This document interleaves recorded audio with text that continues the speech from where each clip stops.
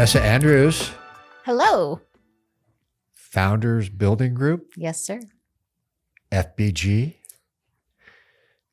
Many people don't know this. You are a general contractor registered with the office. What does the ROC stand for? Registrar of Contractors. Okay. General contractor, AKA Lady Builder Boss. How are you? I'm great. Thanks for coming in finally. She's really shy. We can't get her to come sorry. in. Lots going on with you. For people that don't know, you head up Founders Building Group here in Prescott Valley, and you're working on some pretty significant projects, specifically Legato. We'll kind of focus on that right now. Okay. You've been doing this. I don't think people understand how long you've been doing this. You built your first house when? When I was 27. When you were 27. What incentivized you or motivated you? Most people just go out and buy a house. You decide to build your own. So, I went to school for business and was in government for a while, understood that I needed to make a change. So I went why. Probably a good thing. Right. So I ended up working with a local developer in Prescott and builder, and I fell in love. I fell in love with the process. So I decided that's what I was going to do. And I still enjoy driving by my first house, and seeing. Are they keeping it up to your standards? Actually, it looks beautiful still to this day. Not going to lie. Okay. But yeah, it's and kind of the rest is history. I just I fell in love with seeing something go from nothing to something great. So right, you and being a part business, of that. But you weren't swinging a hammer in the summer times, or that's how a lot of people fall into something related. Right. It's very unrelated per se. It's a business for sure, but what kind of advice would you give somebody? Like, you are now involved with building very large projects. Right. Homestead, you headed up.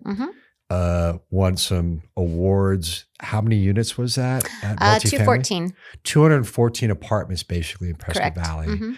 Legato is of similar scope. Larger. How would you, some people I know a couple young people that have a hard time starting. And it sounds to me like you just said, I'm doing this. Would that be, you took a leap of faith and what made you decide I can do this? It is a big step, the projects and the size that what we're doing right now. I think I had great mentors. I had great relationships at a young age with construction, and I hold a lot of those still through to this day. Who are some of those people? Many, many moons later. Name one or two mentors. So one of my mentors passed away recently. But he was phenomenal and dearly missed. But this morning I dealt with Blackmore Equipment. So I've known that group for, do I dare say, probably 25 years. I've been working with them. I'm so glad she dated herself first. I'm hearing partnerships, mentorships, friendships that allowed you or provided you the support and confidence to help make those moves. Yeah. Because I'm always talking to my daughter and my nephew, for that matter, about it's not just about your skills, is about the people around you. Lean on people who are experts. I just did a phone call today with Danny Pruse of Edward Jones. My wife and I are making some decisions. And I said, why are we trying to figure this out? Let's just call some people we know and trust and lean on. So much of it sounds like it's about relationships, mentorships, right? Absolutely. I think one of the things I learned early on is you can never know it all. And you have to draw on the people that are the experts.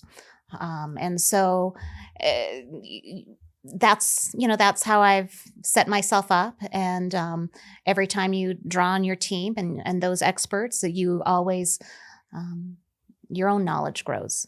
And so Make that's kind friends with of people that know more than it, you. exactly, Right. exactly. So you built your first house at 27. What was the next big leap for you that happened professionally? Yeah, so I was involved just within a lot of local projects, but Uh-huh. local development projects, local land developments of housing communities, commercial parks, Okay. large buildings. Um, Not multifamily initially. So the multifamily has come into play within the last, I'd say, 5 years or so. Okay. So multifamily was a new animal for me when we started locally here in Prescott Valley with Homestead. Uh-huh. And that was a big learning curve because, a little bit apples and oranges, Right. but, fundamentally the same. Uh, so the progression just kind of organically grew. If And that, you killed it with Homestead. yeah. Was that nerve-wracking for you as a professional, taking that leap? A little bit. Once again, I had some great mentors Yep. and learned a lot on that first build that I'm still taking, to our current builds right now. In terms of lessons for maybe younger people, because I'm always thinking of my kids or my nephews, is how much of your success and progress is knowledge? How much of it is simply, I know how much time you spend working. Is it hard work and just learning? So probably both. I think you really have to apply yourself. You really have to put in the time to really get to where you want to be. Right. Nothing is easy, but it's very rewarding for me. It's very rewarding for me. And so as we encourage our children, right, to break into something that they enjoy, it doesn't happen overnight. No, I think they all think that they have to know everything. Correct. And they're worried to take a start. They're worried to make a start and just go. Right. We're encouraging some young people in our lives to just start. Just start somewhere. It doesn't have to be perfect. You're right. And eventually make it yours. My daughter is at a great place. And I said, over time, you can build your identity in the industry, and then you can go on to another place that is of interest to you because now you have that identity, but it's never going to be exactly what you want to start. And you're never going to acquire the knowledge unless you dive in, make some mistakes, learn, right? Absolutely. Because I just look at what you do. There's so many layers to it, like that book of blueprints that's probably 6 to 8 inches high, different trades. How do you learn it all? And I think part of it's just, it must be leaning on the experts that you have around you. Yeah, I think part of, at least for me, I like the orchestration of it all. I enjoy putting the pieces together and understanding where the pieces fit. And I rely on a lot of other people to help me hook it together. Has your view changed? Like when you started, I'm going to manage all this stuff and it's more about the job. But then you realize as you go on, I know I have recently, is it's so much about the people. I think it's almost always about the people. Right. The team is what I strive to maintain, the relationships. And, if those relationships don't fit with our ideals, then I politely part ways. Right. And I think that's important to understand and know and be confident about.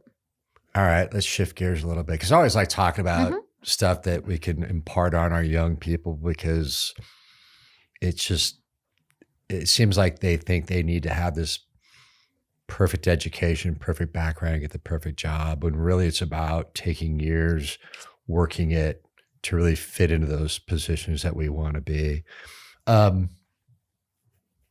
Can you share a moment where there was a mistake and what you learned from? And it can be funny. No, yeah. Well, what's kind of funny is that I remember my first big mistake in the construction Oh, industry, do tell. right? And it was a probably in the scheme of things, it wasn't a huge, but we were putting in a coffered ceiling in a doctor's office. He wanted it coffered. And so I, Is it got copper? well, no, so it's just, a little drop down, Okay. Oh, okay. the ceiling, has a little bit more dimension. And so I went and, got the extra cost for the framing and the drywall and got it all together and the different lighting. And I missed fire sprinklers, right? Because when you adjust the roof like that, or, You gotta the drop drops, everything down more. right? I missed it. And so the developer and contractor that I was working for had to eat that. And it was a mistake. And, thankfully it wasn't like $100,000 mistake, but it was just one of those mistakes that you learn from and you never make again, right? Yep. And so, and that's okay. I think it's okay to make mistakes. I think in our office a lot of times, and I know you've heard this guy, is that fail, is it fail hard, fail fast? Yep. Right? It's like, And okay. don't do it again. Yeah, right. So if we're going to fail, let's just, get it over with and move on and, Right. and grow. I think that's the biggest thing is nobody's perfect. We just, we have to learn and grow from our mistakes, but we also have to be, we have to have that common sense. I think that's what I really try to teach our daughter is the common sense of it all, because it seems to be a little lacking. Yeah, it's sad that we have to have a trend that we're coming back to common sense, right? Yeah. You think that'd always stay, but somewhere it disappeared. Now it's trending back a little bit, hopefully. Knock on wood. Hopefully, right? Yeah, agreed. So what are the challenges in building right now? What are the big obstacles? I know there's a lot. We're in a pretty dynamic time right now. What are you finding in general terms as being the biggest challenges to building housing for folks? It can even be commercial space for that matter. What are your challenges? So I'm just going to say, I think probably within the last, I'm going to go to 10 years, the building industry has changed a lot, 5 to 10 years. It's really revamped.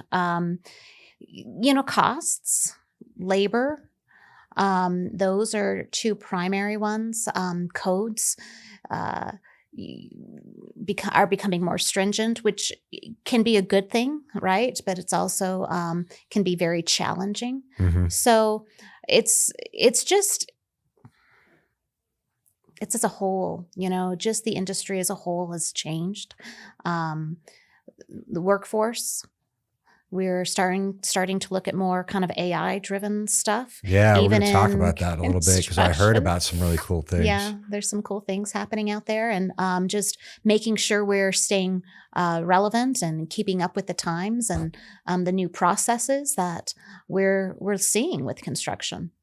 So on the AI part, because I talked to somebody else,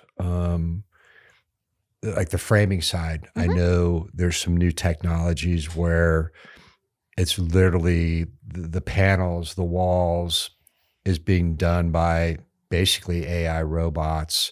And then that stuff's delivered on site. It's all numbered and organized by computers. Um, and I think those things are done in a controlled environment, so things go faster. Mhm. Can you talk a little bit about that, about what's coming in?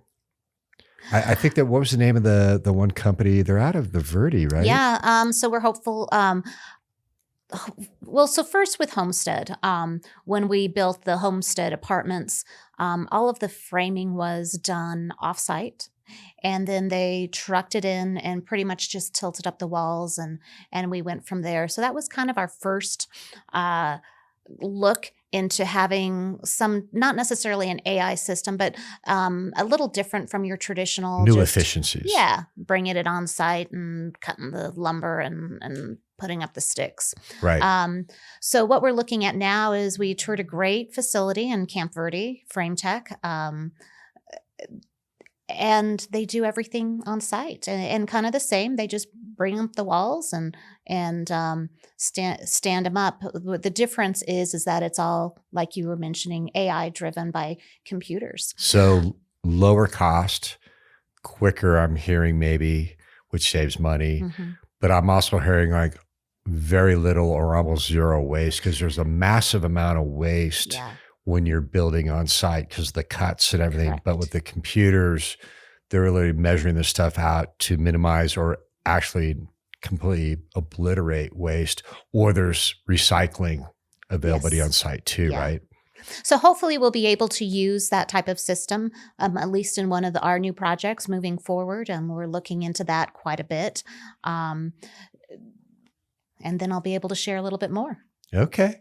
Well, Anessa Andrews, Founders Building Group, a Fain Signature Group company. Fain Signature Group company. And you've got a couple soups and project managers under you, and your team has grown. So new jobs in the past couple of months. Yeah. Thank you for coming in. You're going to come back and talk about maybe Legato. Do we see more progress? Maybe. Maybe. Okay. No, all good. Thank you for coming in.